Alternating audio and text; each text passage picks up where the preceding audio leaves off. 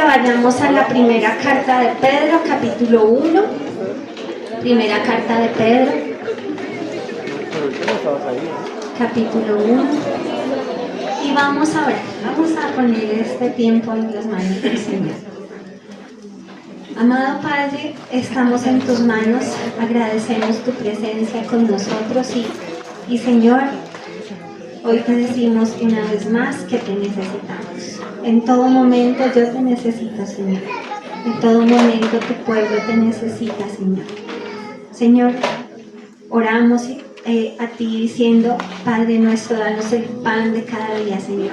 Tú eres ese pan que realmente sacia. Tu palabra, Señor, es la que nos santifica y la que nos edifica.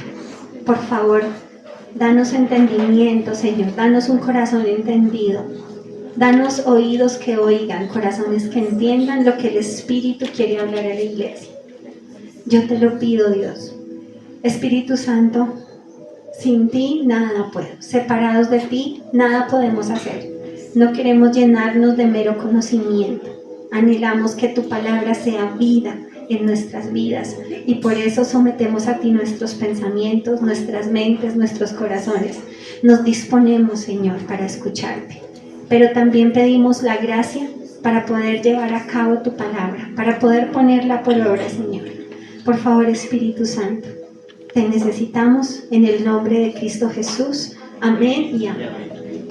Amén. Bueno, encontramos primera de Pedro capítulo 1, versículo 13 al 16. Amén.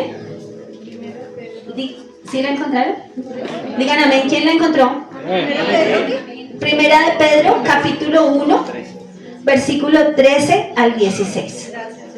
Bien. Primera de Pedro capítulo 1. Bueno, antes de que leamos la palabra, queremos darle la bienvenida a las personas nuevas que nos acompañan hoy a este lugar, al señor Nicolás, a Wilfredo, a la señora Eolaida. Les damos la bienvenida a aquellos que nos acompañan hoy hasta su casa. Queremos y anhelamos que se sientan como en su casa. Amén. Amén. Bien. Bueno, vamos a mirar entonces, a leerlo.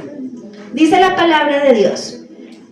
Ay, perdón, mis hermanos, es que yo la tengo aquí en otra versión, entonces vamos a buscarla porque la mayoría tiene Reina Valera, yo la tengo en la Nueva Biblia de las Américas.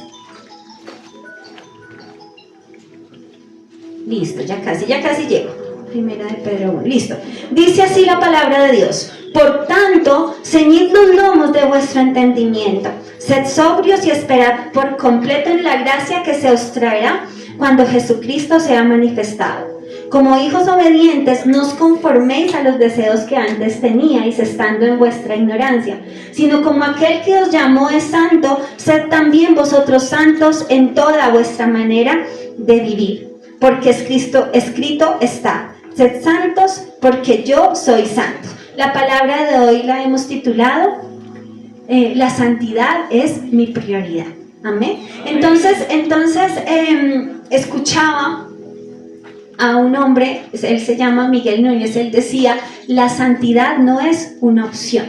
Allí usted en el versículo 15 dice, sino como aquel que os llamó es santo, dice, sed también vosotros santos. Esto es un imperativo. ¿Qué significa eso? Cuando aquí la palabra de Dios, Pedro dice, sed santos, significa que no es una opción. Un imperativo es como un mandato, ¿sí? No da la opción, no te sugiere que es necesario ser santos en toda nuestra manera de vivir. No nos dice que es una alternativa, tampoco nos dice que sería bueno que fuéramos santos. Simplemente dice, sed santos. O sea, eso es un imperativo, un mandato, sed santos. Y no solamente dice sed santos, sino dice sed santos ¿en qué? En todo. En todo. Entonces, dice la palabra de Dios, ¿por qué? Porque escrito está, sed santos porque yo soy santo. Es bueno que veamos que aquí Pedro nos da una razón y nos dice, sed santos porque si no eres santo vas a ser destruido. En un sentido eso puede llegar a ser cierto, pero dice que esa no debe ser nuestra motivación, ¿cierto? ¿cierto? Sino que sed santos, ¿porque qué? Porque nuestro Padre es santo. Así de sencillo, esa debe ser nuestra motivación. Obviamente aquí la palabra de Dios dice que nosotros no somos salvos por obras, sino por gracia. Entonces no hay nada que nosotros podamos hacer para conseguir la salvación por nuestra propia cuenta.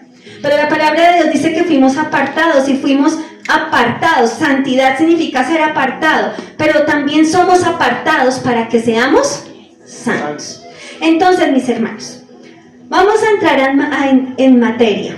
¿Por qué la santidad? ¿Por qué la santidad es importante? La palabra santo o el atributo más relevante de Dios en las Escrituras es la santidad. En la Biblia usted encuentra cómo la palabra describe a Dios como perfecto, como poderoso, como el Redentor, como el Salvador, como el Todopoderoso, como el Dios misericordioso. Pero uno de los atributos más relevantes es su santidad. ¿Por qué? Imagínese un Dios santo, imagínese más bien un Dios todopoderoso sin santidad. Yo he visto, confieso aquí que he visto algunas películas de Marvel, y hay en una película un hombre que se llama Thanos, y entonces en el universo de Marvel entonces consigue las 6 ¿cómo se llama? Gemas. Ustedes también en la película pillados, y ustedes consiguen las 6 gemas. Él las consigue y se vuelve todopoderoso en el universo, de acuerdo a la película, ¿no? Pero es un ser despiadado. Es un ser malo en el universo de Marvel. Imagínense, ¿cierto? Obviamente que eso es una película y es una fantasía. Pero donde llegara a ser así un Dios todopoderoso, pero sin santidad, estaríamos graves, en aprieto, ¿cierto? Entonces Dios es santo. Y al leer la Biblia vemos que como Dios es un Dios tan santo, cuando Dios se acerca al pecado, pasan 2 cosas: o lo destruye o se aleja, porque Dios es santo y no cohabitan la santidad con el pecado. Es imposible, ¿sí? Es como agua y aceite, ¿cierto? Entonces pasan 2 cosas. Y usted puede leer varios ejemplos en la Biblia. De hecho, con el grupo de alabanza leíamos cómo los hijos de Aarón fueron destruidos dentro del altar porque estaban en pecado, ofrecieron sacrificio. ¿Cómo se dice? ¿Cómo decía? Sacrificio extraño. Fuego extraño, gracias mi hermano John. Fuego extraño. Y ahí fueron destruidos. También habla de los hijos de Elí, que también estaban sirviendo junto con el sacerdote Elí, pero también por su pecado, dice la palabra de Dios, que fueron ¿qué? Destruidos. Pero no solamente en el Antiguo Testamento, en el Nuevo Testamento también. Por ejemplo, Nehemías y Zafira. ¿Por qué fueron destruidos? Dice la palabra que porque mintieron al Espíritu Santo. ¿Qué pasa en el jardín del Edén? Adán y Eva fueron sacados del jardín del Edén porque pecaron. Entonces fueron alejados de Dios, ya no estaban cerca de Dios. También está el pueblo de Israel. El pueblo de Israel, cuando fue liberado de Egipto, iba en camino a la tierra prometida.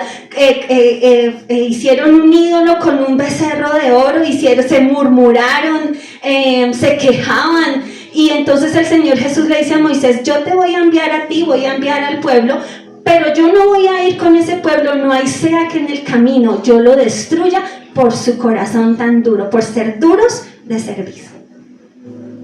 ¿Por qué? Porque Dios no puede cohabitar con el pecado. Y no solamente eso, el Hijo de Dios, el Señor Jesucristo, no pecó jamás, pero cargó el pecado del mundo y fue abandonado en un momento por su Padre. Fue abandonado. ¿Por qué fue abandonado? Porque el Señor Jesucristo dijo, ¿cómo fue que dijo? Padre mío, ¿por qué me has abandonado? ¿Por qué? Porque Dios no puede cohabitar con el pecado, o se aleja o lo destruye. Y allí Jesús casi fue destruido por amor a nosotros, llevando y cargando tu pecado y el mío. Amén. Entonces, ser santos no es una opción. Ser santos es una obligación de nosotros, los hijos de Dios. Ahora la pregunta es, ¿cómo se da esa lejanía de Dios en nosotros si en nosotros mora el Espíritu Santo siempre? ¿Cierto? ¿Cómo se dará esa lejanía? Si aún tal vez no. Seguramente pecamos y fallamos. Yo peco y fallo. La Biblia dice la Biblia dice, sed santos como yo soy santo. El cristiano que pierde, el cristiano que practica el pecado pierde la llenura del Espíritu Santo.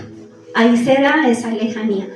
Pierde su primer amor y empieza a preferir, y hay preferencias y hay amores por este mundo y por cosas de este mundo. El cristiano que practica el pecado pierde el temor de Dios y pierde también la perspectiva de que un día va a rendir cuentas delante de la presencia de Dios. El cristiano que practica el pecado se deja llevar más fácil por los deseos de su carne. Es más vulnerable y es mucho más expuesto, ¿cierto? Cede más fácil a sus deseos, a los deseos de la carne. Pierde también la paz. Y el pecado que antes temía es el pecado que hoy disfruta y de una manera lo minimiza. Piensa que no es tan grave, que no es tan serio y que si otros lo hacen, porque él no lo puede hacer. Entonces ese es el resultado y la evidencia de que hemos pecado. Se pierden cosas. Todos estos son síntomas de que nos hemos alejado de Dios. O más bien, de que Dios o su Espíritu se ha alejado de nosotros. Que no somos llenos del Espíritu Santo. Entonces, mis hermanos, hemos leído un texto en Primera de Pedro. Lo tenemos ahí, ¿sí? Entonces vamos a estudiarlo, vamos a mirarlo un poquito más. Y vamos aquí a ver unos pasos que nos da Pedro para llevar a cabo esa santidad. No somos perfectos y no podremos serlo jamás, ¿cierto? Esa perfección llegará a ser, ¿cómo se dice? Completa solamente en la presencia del Señor. Pero sí es una obligación para nosotros. Miren, aun cuando yo oro estoy pecando. Aun cuando yo estoy hablando de Dios, puedo estar pecando en mi corazón, pero eso no significa, por eso es que yo debo ser tan estricto con mi vida, con mi corazón, con mi forma de andar, con mi forma de pensar, con lo que voy a decir. Sí, la palabra de Dios dice que seamos santos. Y Dios nos llama a ser una iglesia santa. Vamos a seguir. Miremos en Primera de Pedro.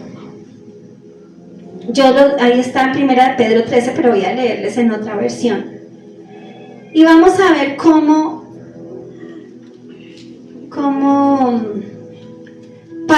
Pedro nos da unos pasos para llevar una vida santa. Usted ve en su Biblia tiene como título llamamiento a una vida santa, es decir, que somos llamados a una vida santa. Primero dice, preparen su mente para la acción. Entonces, en el versículo 13, ¿cierto? Dice la palabra de Dios, por tanto, ceñid los lomos de vuestro entendimiento. La versión Nueva Biblia de las Américas dice, preparen su entendimiento para la acción. ¿Esto qué significa? Este es el primer paso que nosotros debemos tener en cuenta. Ojalá usted se acostumbrara a traer un cuadernito y apuntarlo y recordarlo en su devocional, porque yo por lo menos soy muy olvidadiza y si yo no escribo, a mí se me olvidan muchas cosas, incluso cosas de las cuales Dios me ha hablado y me lo he perdido porque no lo he tenido apuntado. Entonces dice la palabra de Dios, que preparemos nuestra mente para la acción. Eso es tener una mente alerta, eso es preparar nuestra mente y nuestro corazón, tener un corazón que esté alerta, vigilándonos a nosotros mismos. Recordemos que todos los días nosotros estamos en guerra contra las huestes diabólicas que están en este mundo, pero también estamos en guerra contra nuestras propias debilidades, porque todo no es culpa del diablo, ¿cierto? Entonces por eso dice Pablo, preparen su mente para la acción, prepárenla, porque miren que no recuerdo el nombre, Charles, no recuerdo su apellido, pero dice, nuestra debilidad consciente nos hace estar alerta contra las tentaciones. Si nos consideramos fuertes, no temeremos a la tentación y al exponernos a ellas, correremos mayor riesgo de caer. Entonces, ¿por qué nosotros debemos permanecer alerta todos los días? Y por qué Pedro dice, preparen su mente para la acción, porque somos débiles. Pablo decía, soy débil, ¿cierto?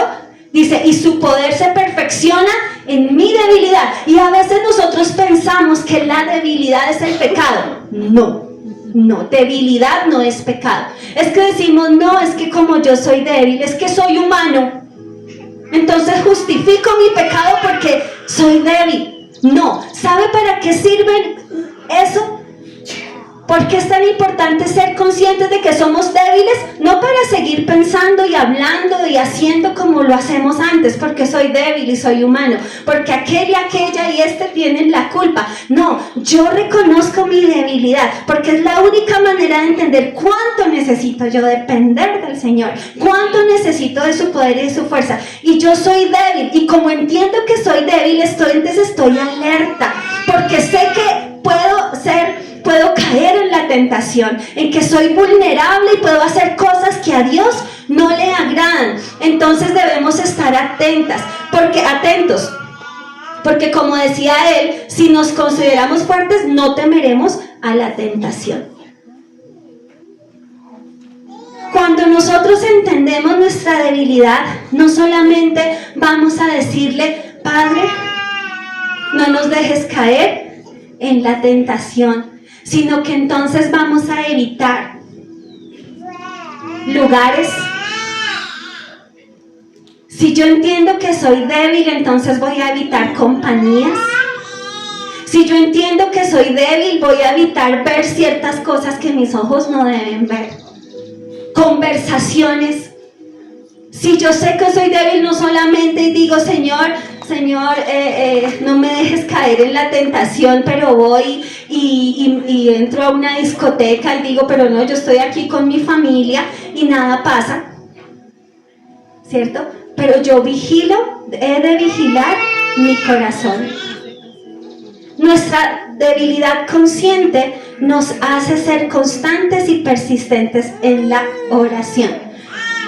Mis hermanos, cuando el Señor Jesucristo se encontró, iban con Pedro y con Juan, ¿cierto? Y él estaba a punto de ser crucificado, le dice el Señor, oren, velen, porque el espíritu está dispuesto, pero la carne es débil. Entonces cuando nosotros entendemos nuestra debilidad, entonces oraremos con fervor. Mis hermanos, un enfermo busca de un médico, pero aquel que cree que está sano no hace nada. Pero si entendemos que estamos necesitados de Cristo, pues con fervor le buscaremos, con fervor clamaremos y le diremos, Señor, he aquí está mi vida, yo soy vil delante de tu santidad y tu grandeza. Miren que en la medida que usted lee y estudia la palabra, usted puede ver la grandeza de Dios, la santidad de Dios, la majestad de Dios, y puede verlo a Él mucho más grande, pero también puede verse a usted mucho más chiquito. Puede llegar a ver su debilidad, su flaqueza y su vileza, de tal manera que va a entender su necesidad de Cristo, de tal manera que va a vigilar su corazón y de tal manera que sabe que desesperadamente tiene que con constancia y con perseverancia clamar a Dios y decir, Señor, sin ti no soy nada. Hoy Dianita oraba y decía, Señor, no sabemos nada, no podemos nada si tú no estás con nosotros. Así que necesitamos ser conscientes de nuestra debilidad. José Cuando la mujer, ¿se acuerda la mujer de Potifar quería seducirlo? Él no se puso a dialogar con la tentación, ni a hablar, ni a darle argumentos, ni ponerle la palabra y la Biblia y venga, no es que yo me junto con este, pero yo lo voy a convertir. ¿Cierto? No, sino dice que José, ¿qué?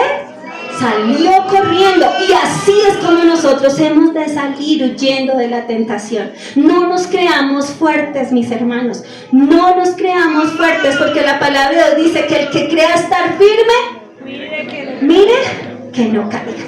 Entonces ese es el primer consejo de Pedro. El segundo consejo está ahí mismo, ¿cierto? Versículo 13. Dice, bueno, leámoslo nuevamente. Por tanto, ceñid los lomos de vuestro entendimiento, y luego dice, sed sobrios. ¿Cuál es lo contrario a sed sobrios? Ebrios, ¿cierto? Estar ebrios. La sobriedad hace parte del dominio propio, ¿sí? No me controlan, sino que yo mismo me controlo. Otro agente externo como el alcohol no me controla a mí, sino que yo tengo dominio propio, ¿cierto? Por ahí hay un proverbio que dice, mejor es el que se gobierna a sí mismo que el que gobierna una ciudad entera. Entonces, ser sobrios es eso. De hecho, leíamos con el grupo de alabanza, y se los voy a mostrar en... Ay, Señor Jesús. Levítico, capítulo 10, versículo del 9 al 10. Levítico, capítulo 10, versículos del 9 al 10. Entonces aquí Dios está hablando a Aarón, que era el sacerdote del templo. Levítico 10, versículos del 9 al 10. ¿Lo encontramos? Amén. Dice la palabra de Dios: tú y tus hijos contigo no beberéis vino ni sidra cuando entréis en el tabernáculo de reunión. ¿Para que qué? Para que no muráis. Estatuto perpetuo será por vuestras generaciones. ¿Para qué? Para poder discernir entre lo santo y lo profano, entre lo inmundo y lo limpio, ¿cierto? Entonces aquí está diciendo, le está diciendo a ellos, ustedes no tomen vino, porque si toman vino, no van a tener la sobriedad y no van a poder discernir lo bueno de lo malo. Pedro también está diciendo, sean sobrios, ¿sí? Él no está hablando de que, obviamente, de que no tomen vino. Pero yo les hago, Pedro no está hablando de que no tomen vino, ¿cierto? Pero yo les hago una pregunta. Si yo, en mis 5 cabales sin un vino, a veces no tengo discernimiento y cometo tantos errores, ¿cuánto más con un vino en mi cabeza? Por eso yo no me tomo ni un solo vino. Hace más de 16 años. ¿Porque me condena a tomar vino? No, a mí no, eso no me condena. Y como dicen aquí, dígame dónde está en la Biblia que yo no me puedo tomar una cerveza. Pero si yo vigilo mi vida, mi cuerpo y mi corazón, y aún en mis 5 cabales yo cometo y la embarro tanto y hablo más de la cuenta y me comporto como me comporto, y mi esposito y mi hija me conocen, ¿cuánto más con un vino en la cabeza? Entonces, ser sobrio significa tener ese dominio propio. Obviamente que Pedro no está hablando del vino, perdón que me salí, no está hablando del vino, ¿cierto? Ser sobrios es tener dominio propio. Y si no hay dominio propio, recuerde que dominio propio es uno de los frutos del Espíritu Santo. ¿Sí? Y si no tenemos dominio propio en nuestras vidas, que es un fruto, es porque no está siendo cultivado en la presencia del Señor. Entonces vuelve Pedro y nos lleva nuevamente a la dependencia de Cristo para que ese fruto florezca en nuestras vidas, mis hermanos, y podamos tener ese dominio propio. Amén. Entonces Pedro nos está dando y nos está diciendo, si ustedes hacen eso, entonces van a poder ser santos en toda la manera de vivir. Y Pedro supo que él era débil, y lo vamos a ver. Bueno, luego sigue, vuelvo otra vez a Pedro. Primera de Pedro, capítulo 1.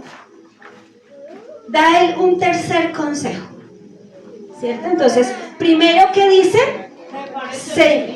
Exacto. Entonces, ceñid los lomos de vuestro entendimiento, prepare su mente para la acción. Segundo, ¿qué? Ser sobrios. Y tercero dice, y esperad por completo en la gracia que se os traerá cuando Jesucristo sea manifestado. Esperad por completo, ¿cierto? Dice, ¿en qué?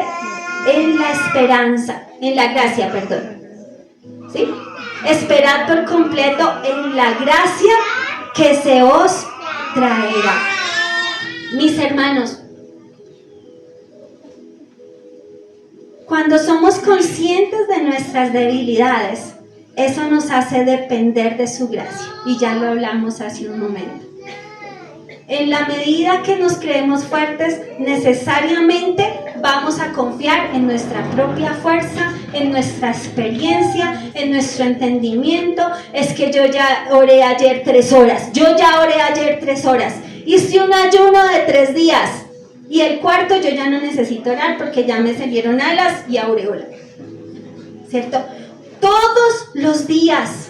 Velad y orad para que no caigas en la tentación. Así salgas de un ayuno, debes vigilar tu corazón. No, yo acabé de salir de la iglesia y voy a ver esta película y no me va a pasar nada en mi corazón porque estoy bien orado y bien ayunado. No basta, no es suficiente, mis hermanos. No es suficiente. Necesitamos depender del Señor. Pero miren lo que dice Pedro. Ya estamos con esto terminando. Ese es el tercer punto. Miren lo que dice Pedro. Dice, y esperad por completo en la gracia que se os traerá cuando Jesucristo sea manifestado. Esperar completamente en esa gracia, dice, habla de una gracia futura. ¿Cuál es esa gracia futura? Es el privilegio que tú y yo tenemos de un día ver a Jesucristo cara a cara. Esa es la gracia futura. Y dice Pedro, mientras tú haces eso, mientras tú esperas, porque si usted lee toda la carta, Pedro dice, mire, todo lo que usted ve se va a acabar y se va a destruir. Por eso dice Pedro, por eso esperan la gracia que ha de venir, porque esa sí será eterna, porque esa sí será importante para tu vida. Eso es lo verdaderamente importante para tu vida. Esto no, es apenas un peregrinaje. Y mire que él lo aclara en el versículo 17, ahí de primera de Pedro. Amén, ¿lo tenemos? Dice, y si invocáis por Padre aquel que sin acepción de personas juzga según la obra de cada uno, conducidos en temor todo el tiempo de vuestra peregrinación. Cuando Pedro habla aquí de esa peregrinación, recuerde que peregrinación es un breve tiempo, es un breve tiempo.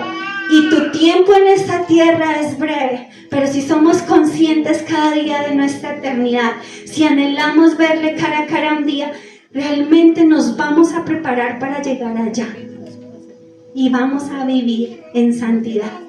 Amén. Mis hermanos, toda nuestra esperanza debe estar en la gracia que ha de venir. Pedro habla esta palabra porque se acuerdan que lo hablamos hace un tiempo. Él lo vivió en su propia experiencia.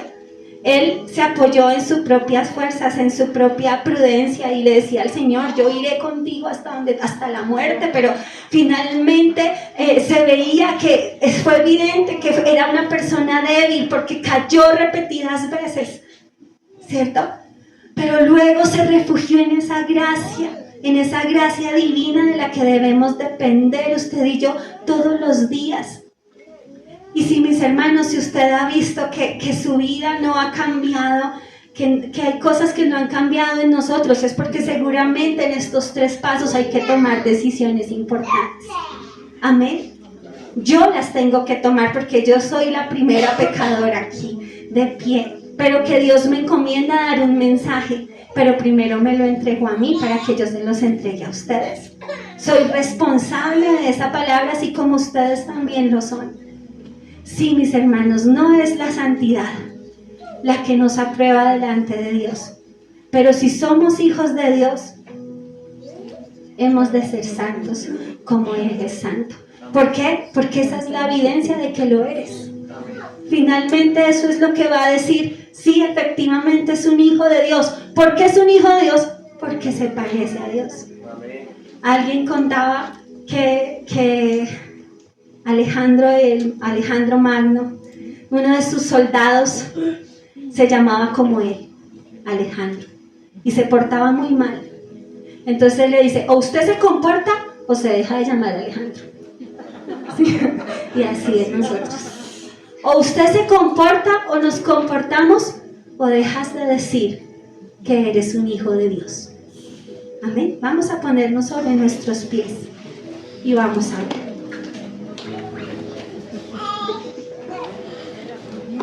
Mis hermanos, esta es una palabra de exhortación para ustedes y para mí. Pero yo creo que Dios está preparando un camino para nosotros. Y nosotros preparamos camino. Mire, ¿cómo crece una iglesia? ¿O cuál es la grandeza? ¿O cómo se dice? El éxito de nosotros como iglesia en el crecimiento, no en que seamos muchos, mis hermanos, y nos alegra muchísimo en que seamos muchos, pero la verdadera evidencia de un crecimiento son vidas transformadas por Dios. ¿Usted quiere ser parte de ese crecimiento? Amén. Usted y yo anhelamos vivir y decir que Dios nos vea desde el cielo y diga, ese es mi hijo. Sí, se tropieza, la embarró, habla feo, ay, y se ríe de nosotros, pero es mi hijo. Depende de mí, me busca, lo intenta, clama, ese es mi hijo. Sí, no podemos sorprenderlo, de ninguna manera podemos sorprenderlo. Y sí, seremos justificados solamente por medio de la sangre de Cristo. Pero Él se agrada de alguien que depende del Señor y que hace todo lo posible por agradarle, por vivir en santidad. Porque la palabra de Dios dice que sin santidad nadie verá a Dios. ¿Sabe por qué dice eso la palabra de Dios? Porque si tú y yo no somos santos, nadie va a poder ver a Jesús a través de nosotros. Amén. Vamos a orar. Amado Padre, quiero darte las gracias por tu palabra. Tú eres, ay Señor, tan grande, tan santo. No puedo yo entenderlo, Señor. No lo he visto con mis ojos y creo que tampoco con mi corazón. Quisiera poder verte más cerca, Señor. Pero Padre, aquí estamos delante de ti y anhelamos estar más cerca de tu corazón para poder admirar la grandeza de tu santidad, de tu pureza, de tu amor, de tu justicia. Y que esa luz hacia la que nos exponemos muestre también las tinieblas de nuestro corazón. Todo aquello que no te agrada, Señor. Que podamos ver la vileza de nuestra alma para entender nuestra necesidad, porque entonces creo que viviremos de rodillas. Señor, oh Dios del cielo, ayuda a tu pueblo, ayúdame a mí, a mi esposo, a mi hija, ayuda a esta iglesia y a sus familias. Sabes, Señor, que conoces cuánto te hemos fallado, pero sabes que en nuestro corazón está el deseo de ser santos como tú eres santo, Señor. Por favor, hoy acudimos a esa gracia tuya. Hace 8 días tú nos hablaste de esto también y creo que eres tú confirmando tu palabra y hoy confiadamente venimos al trono de tu gracia para suplicar misericordia y gracia para el oportuno socorro. Por favor, socórreme, Señor. Por favor, dile al Señor, cámbiame, Señor. Por favor, transforma mi mente y mi corazón. Tú sabes, Señor, las cosas que he dicho, las que he pensado y las que he hecho en lo secreto y en lo público. Tú lo sabes, nada puedo yo esconderte. Por eso vengo y acudo a ti, Padre, por favor. Por favor, ayúdame a ser sobrio. Ayúdame, Señor, todos los días a levantarme con mi mente en acción, a ceñir los lomos de mi entendimiento para ser consciente de que tal vez me voy a preparar a una prueba, a un insulto, a una desilusión, a situaciones, pero que cada día yo pueda estar alerta, que no se me olvide, que no me levante pensando que yo soy dueña de mi vida, Señor, y que tú no estás. Dios, ayúdame todos los días a ceñir los lomos de mi entendimiento, a ser sobrio, Señor, ser sobrio, ser sobrio. Cuando estoy a la luz de tu palabra, tú me das ese discernimiento, y dice la palabra, no os embriaguéis con vino, sino sed llenos del Espíritu Santo. Padre, llénanos del Espíritu Santo. Sea el Espíritu Santo el que nos controle, para que podamos discernir lo bueno de lo malo, para que podamos desechar aquello que no te agrada, no a mis ojos, sino a tus propios ojos, Señor, para que podamos ver el pecado, nuestro pecado como tú lo ves, para no seguirnos justificando. Por favor, Padre, llénanos de tu Santo Espíritu, Dios, y ayúdanos, Señor, a vivir en esa esperanza, a vivir en esa esperanza de que un día tú vendrás, a vivir en esa esperanza, Señor, de que un día estaremos contigo cara a cara, que todo lo que vemos no permanecerá, mas lo que no vemos, ello permanecerá para siempre. Tu palabra dice, Señor, que de qué sirve que ganare todo el mundo y perdiera mi alma. Iglesia, ora al Señor. Este es el momento. Habla con Él. Pídele que esa palabra sea vida en tu vida. Pídele al Señor lo que necesitas, esa gracia que necesitas para ser santo. Que tu vida sea distinta, que tu santidad no dependa del comportamiento de los demás, que tu santidad no dependa de las circunstancias que me rodean. Dile, Señor, no quiero que dependa de ello. Quiero tener una vida que te agrada a ti. Porque mirad cuál amor nos ha dado el Padre para que seamos llamados hijos de Dios. Amados, ahora somos hijos de Dios y aún no se ha manifestado lo que hemos de ser. Pero sabemos que cuando Él se manifieste, seremos semejantes a Él, porque le veremos tal como es Él. Gracias te damos por tu palabra, en el nombre de Jesús. Amén y amén. Dios les bendiga, mis hermanos. Damos gracias a Dios por su palabra.